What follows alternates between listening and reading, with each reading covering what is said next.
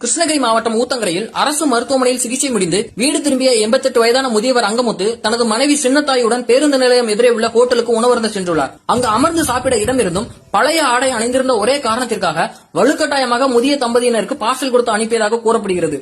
இதையடுத்து முதிய தம்பதியினர் சாலையின் நடுவே உள்ள செந்தர் மெடிக்கலில் அமர்ந்து உணவருந்தியுள்ளனர். இந்நிலை கிருஷ்ணகிரி மாவட்டத்தில் நடந்த சம்பவத்தை பார்க்கும்போது ஒரு பக்கம் மனவேதனையாகவும் அதே சமயத்துல கோபமாகவும் வருது. ஏன் அப்படின்னா, அதாவது இந்த உலகத்துல நல்ல வெள்ளை நிறைய ஆடை அணிஞ்சுக்கிட்டு ஆடம்பரமா இருக்கிறவங்களுக்கு தான் மதிப்பும் முக்கியத்துவம் தராங்க.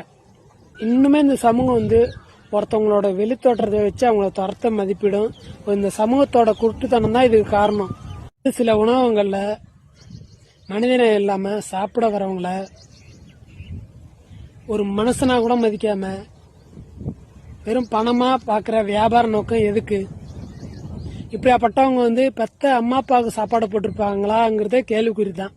நான் முன்னோர்கள் போலி முகங்களை அடையாளம் கண்டுறதுக்கு ஒரு ஆகச்சிறந்த கூற்று ஒன்று சொல்லியிருக்காங்க. என்ன சொல்லியிருக்காங்க அப்படின்னா, உடை வெளுப்பார் நெஞ்சு வெளுக்காதார். அப்படி என்ன அர்த்தம் அப்படின்னா, இந்த உலகத்துல பெரிய பணக்காரவங்களா இருக்கட்டும் அல்லது அரசியல்வாதிகளா இருக்கட்டும், வெண்மையான உடை அணிஞ்சிருந்தாலும் அவங்க சுத்தமா இருந்தாலும் சரி, அதாவது மனிதநேயம் இல்லாம உதவும் மனப்பான்மை இல்லாம மனம் சுத்தமா இல்ல கரை படிஞ்சிருக்கு அப்படின்னா, அவங்க வெள்ளை நிற ஆடை அணிஞ்சிருந்தா என்ன, உடம்பு சுத்தமா வச்சிருந்தா என்ன, மனசு அழுக்காதானே இருக்கு. அதான் அதுக்கு அர்த்தம். ஆனா இந்த ஏழையாகப்பட்டவன், இந்த உழைப்பாளர் அழுக்கு, அதாவது ஏழைகள் அழுக்கு மூட்டையா சுற்றி திரிந்தாலும் அவங்களோட மனம் அந்த எளிய மனிதர்களோட மனம் தூய்மையா இருக்கும். யாரையும் ஏமாத்த மாட்டாங்க, பொய் சொல்ல மாட்டாங்க, யார் காசுக்கும் ஆசைப்பட மாட்டாங்க.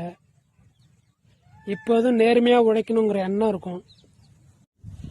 இந்த உலகத்துல நம்ம என்ன தொழில் செய்யறோங்கிறது முக்கியம் இல்ல, அங்க மனிதனே இல்லாம உதவும் மண்பான்மை இல்லாம நம்ம எவ்வளவு முன்னுக்கு வந்தாலும் எவ்வளவு பெரிய வசதி வாய்ப்பு இருந்தாலும் சரி, அது அந்த ஏழைகளோட ஒரு சொட்டு வியர்வைக்கு சமம்.